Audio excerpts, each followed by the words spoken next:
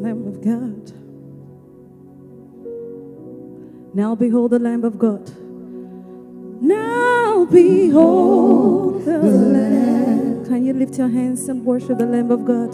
The precious Lamb of God. He was born into sin, that I may live again. Precious Lamb of God. Hallelujah. Lamb of God. Now behold the Lamb of God. Now behold. You can join us this morning and worship Him.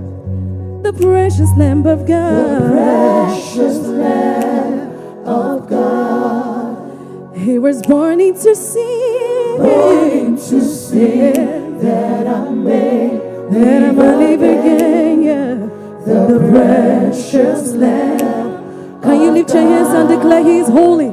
Holy is the Lamb. Holy is the Lamb. The precious Lamb of God. The precious Lamb of God. Why you love me so? Why you love me so? Why you love me so?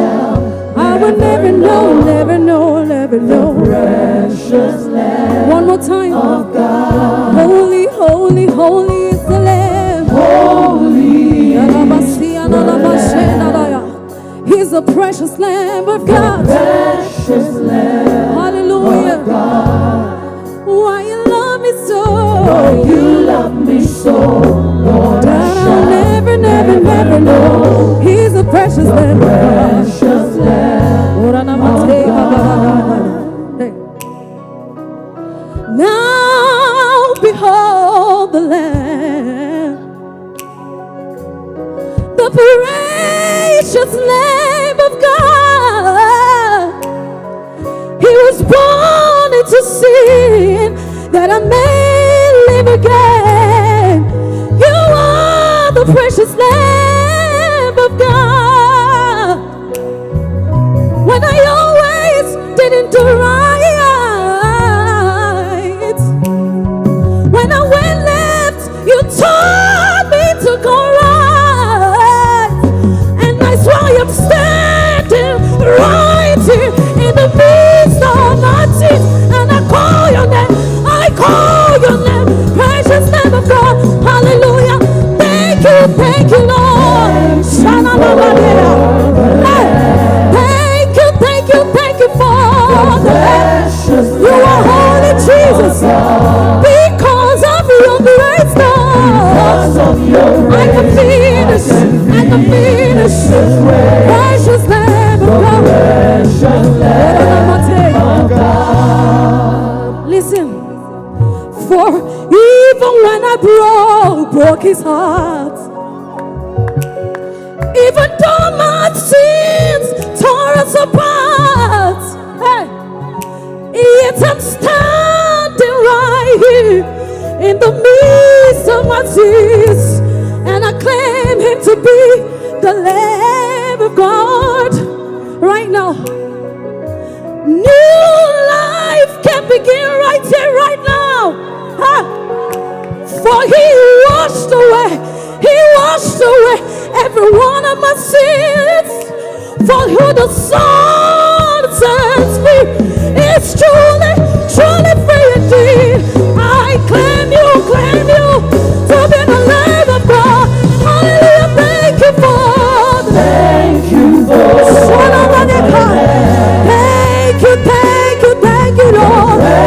Hallelujah, hallelujah. Oh, because of your grace, I can finish the race, finish the race.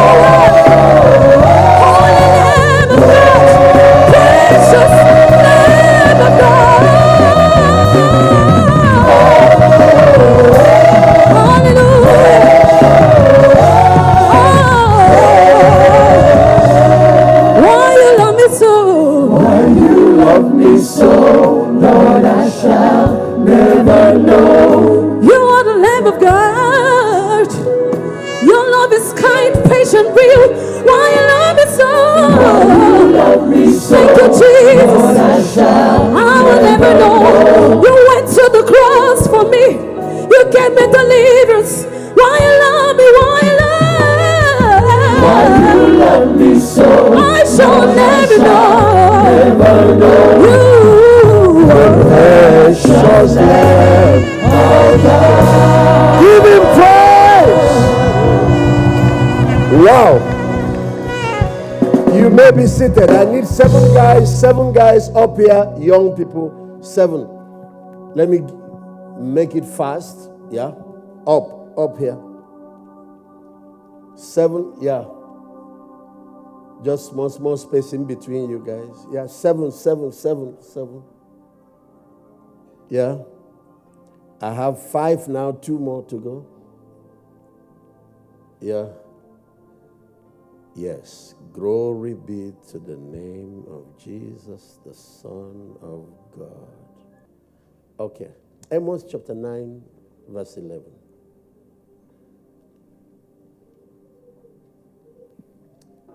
In that day, I will raise up the tabernacle of David that is fallen down, and close up the breaches thereof.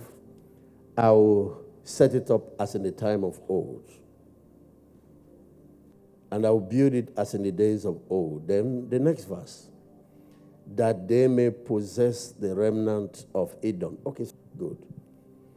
They may possess the remnant of Edom and of all the heathen which are called by my name, said the Lord that doeth these things.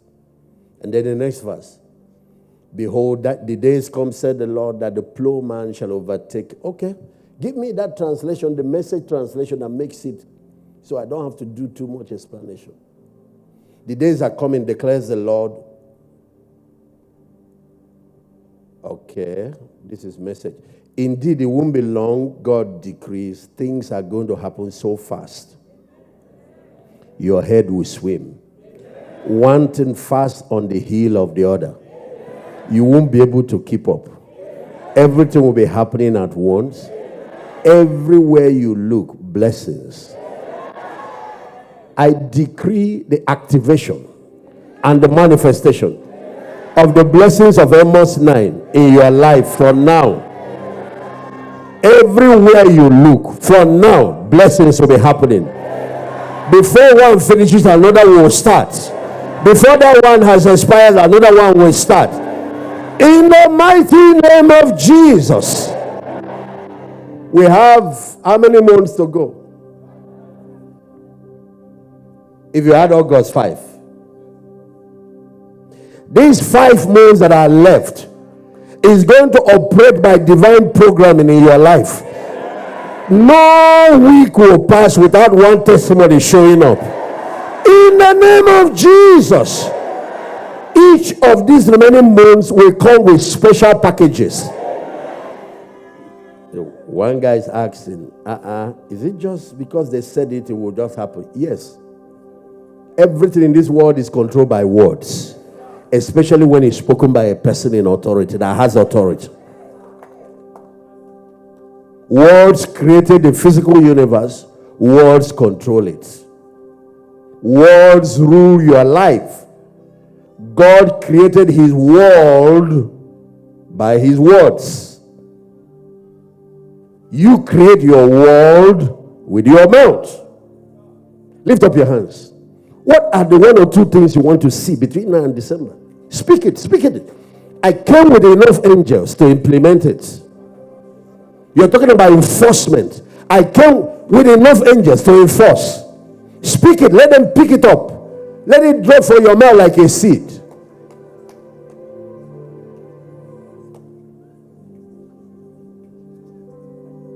You see those prophetic words given to you, First Lady, is like dollars in the bank.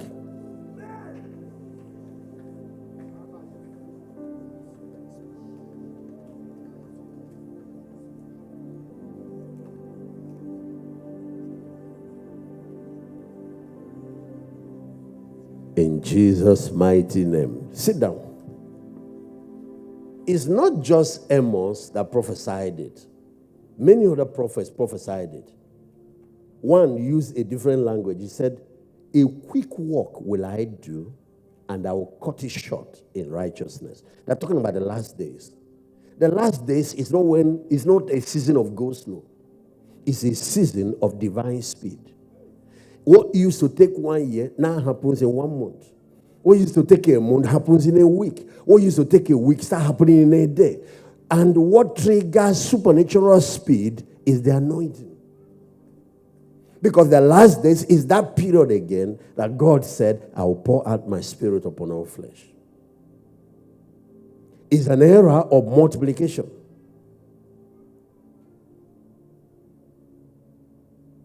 There is another element about the last days, and I wish we have the time to pull out all of them, but probably I will stop with this one. You know, the last days has 2 programs. There is the program from the kingdom of darkness.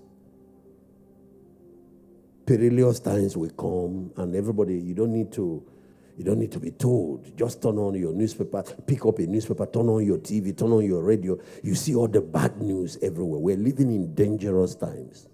If you want to pick up what is coming from the kingdom of darkness, it's an era of terrorism, era of fear. Scripture said men's heart will be failing them because of what is coming upon the earth. If you want to go back there and pick more, the prophecy has all sorts of things predicted, and they're happening already. But then, the last days has the good side. And the good side is God's plan for his own children. And a lot of people don't know that the positive prophecies about the last days has more content than the negative. They only read about the bad things. And amazingly, the world system is designed in such a way that the newspapers like the bad news. So they promote that more. Do you know, I just made a trip now. We had 4 conferences in 2 weeks. If you see the things that happen, but that's not the mainline news they want to report. One pastor impregnated one girl in Kaduna. That's the one that makes front news of newspaper. Feed 3,000 people. Nobody wants to report. Unless you go and pay for a corner. The other one, you don't need to pay. They will come and pay yourself for the news. Do you know that if you have a gist now about somebody important, they will pay you to give it to them? Just a negative gist.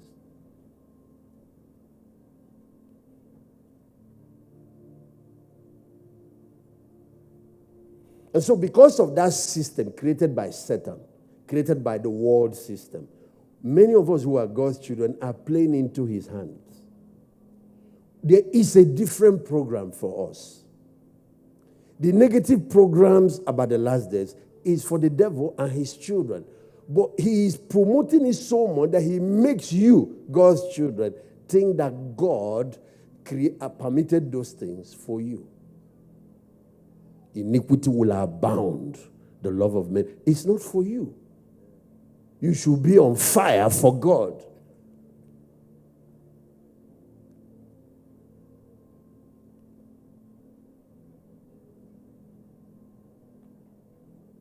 So when you come to the positive side, I just read one of them.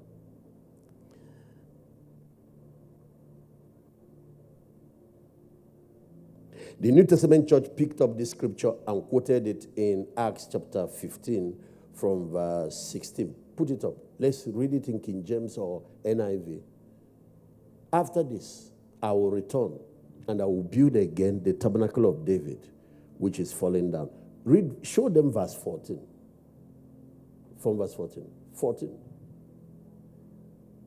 The person talking here, his name is James, the younger brother of Jesus. He's an apostle in Jerusalem, Apostle James. He said Peter had declared how God at first did visit the Gentiles. Simon, Peter, the apostle. There was a council in Jerusalem. God was moving among the Gentiles using Paul and Barnabas. And so some Jews who were Christians did not understand that. Why are millions, thousands of unbelievers, Gentile people, non-Jews, why are they coming to Christ? And the mega church has just been set up in the city of Antioch. And it looks like the headquarters of revival moved over to Antioch. It used to be Jerusalem. So this council held in Jerusalem. You can read the whole chapter. So different people spoke. The purpose of the council is, should we stop what is going on in those countries? And even if we allow them, should we command them to start living like Jews now that are becoming Christians? So different people spoke. Peter spoke. And Peter had declared how God at first did visit the Gentiles to take out of them a people for himself. And this particular account Peter was talking about was Cornelius and his family. You remember the Roman family, the Roman centurion in Acts, in the book of Acts, chapter 10.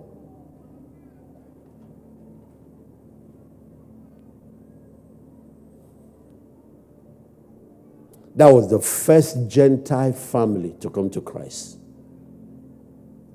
And that day, Peter did not lay hands on them to be filled with the Holy Spirit. While he was preaching, God poured the Holy Spirit upon them. It was when they started speaking in tongues and a revival broke out that Peter was now forced to baptize them. He wanted to give them half gospel and go. And he came there by the invitation of an angel. Because the problem at that time is, the understanding was that the gospel has come, but it's only for the Jews. Simon had declared how God had first visited the Gentiles to take out a people for himself, for his name. Verse 15. And to this agree the words of the prophets. Notice that the prophet is plural. So he picks up one and quoted here. And the one he quoted is where I just read in Amos. The point I'm letting you know is that when Amos said, I will come and rebuild the tabernacle of David, is a prophecy about the church. If you are waiting for Solomon's temple to return, or waiting for David's tabernacle, you are going to waste your time waiting, because it's never going to show up. God was talking about the church.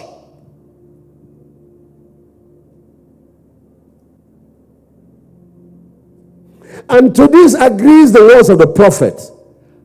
I will return and build again the tabernacle of David, which was fallen down, and I will build again the ruins thereof, and I will set it up. Verse 17.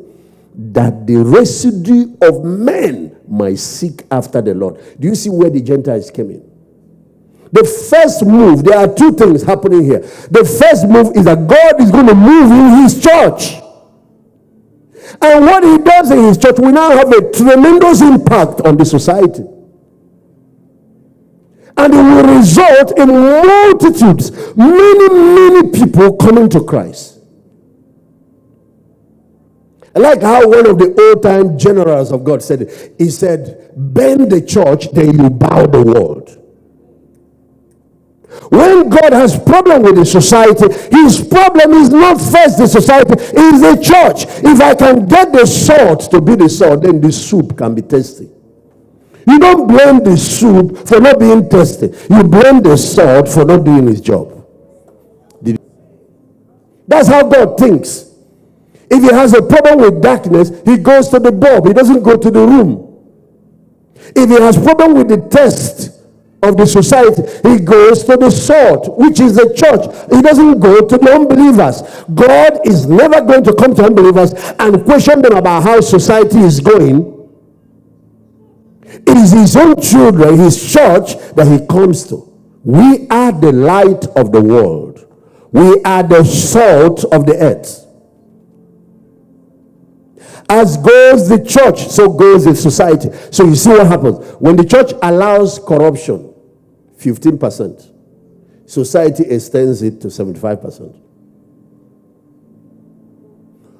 When the church permits immorality, 10%, guess what the society will do? They will take their own to 80%. If men of God start doing certain things that violate God's whatever, society will now escalate it. When you want to control corruption in the society, leave society, come back to God's children, come back to the church, and reset the thermostat. reset the temperature. When the church raises back the standard, if we raise it to 90, society will raise their own to 50, 60, 70.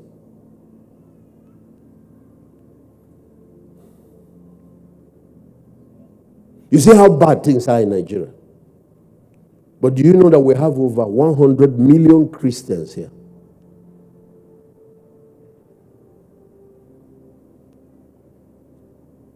Half of Nigeria is salt, and there is no taste.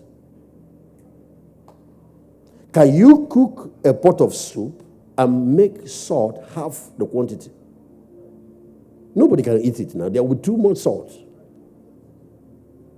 Half of Nigeria is light, and the whole country is dark. So what does that tell you? The bulbs are not shining. Those salt have lost their savor. And Scripture gave a warning. You can put it up for them to see. When a salt loses his seasoning power or his savor, is cast down the way you throw dustbin away and is trampled underfoot by men. Jesus gave us the warning. What happens? What happens when the church loses its moral influence? Is trampled underfoot. Yes, when the salt of the earth. But if the salt have lost its savor, wherewith shall it be salted? The question. It is therefore good for nothing. You see, there is good for nothing church. There is good for nothing believers. It's good for nothing Christians. They only say with mouth, I'm born again, but when you watch their life, unbelievers are better than them. So he said they are good for nothing. So what happened? But they are to be cast out, to be trodden underfoot by men. And that's a dangerous place. We are the one giving dominion. Now unbelievers are putting us underfoot, subjecting us under.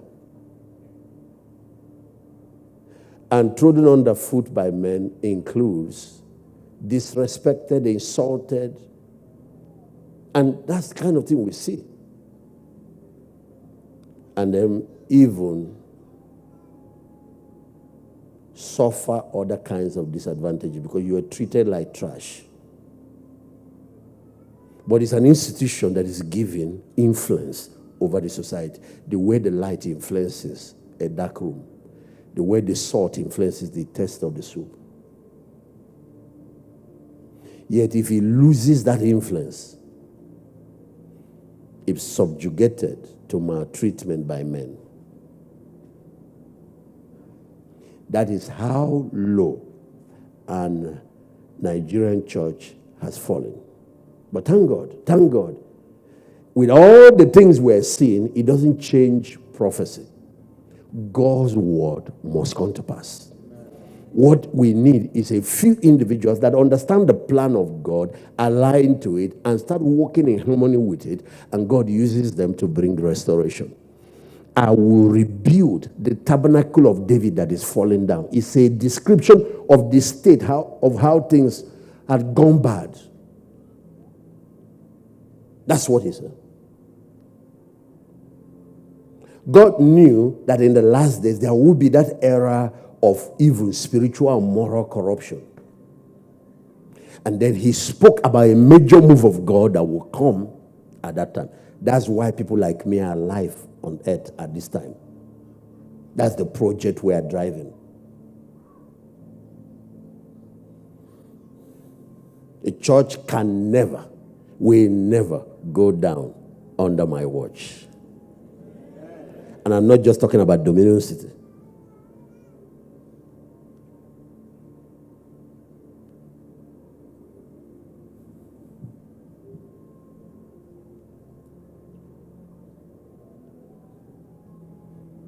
The projects, Pastor Nonso, that we are running is the rebuilding and the restoration of the Tabernacle of David. And I'm so grateful. That thing drives two major projects.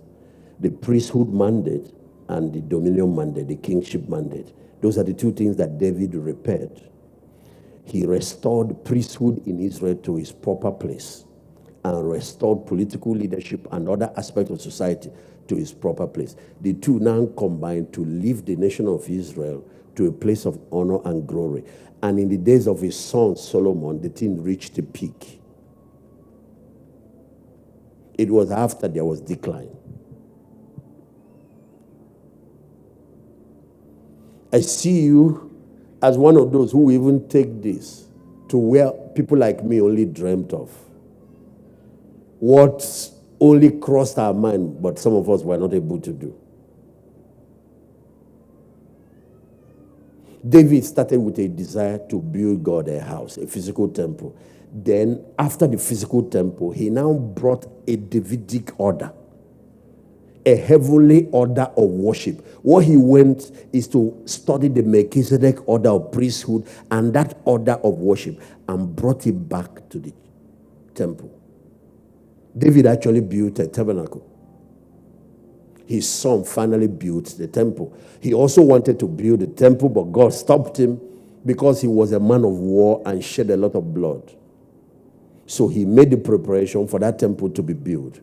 God is looking for a Davidic order of Christians, a Davidic order of pastors, a Davidic order of politicians, a Davidic order of marketplace leaders, a Davidic order of professionals who have such love for him and his kingdom that they will partner with him to build on earth what God has designed in heaven. He said, let your kingdom come. Let your will be done on earth as it is done in heaven.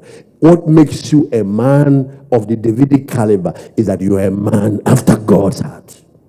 The will of God is your command. The will of God is your burden.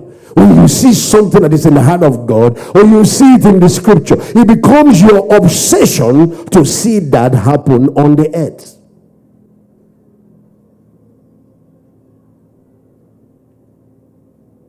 How many people here want to be a man after God's heart? Let me see your hand. How many people want to be people that God can be proud of? Let me see your hand. Two qualities are required. It requires a man that can believe God and a man that can obey God.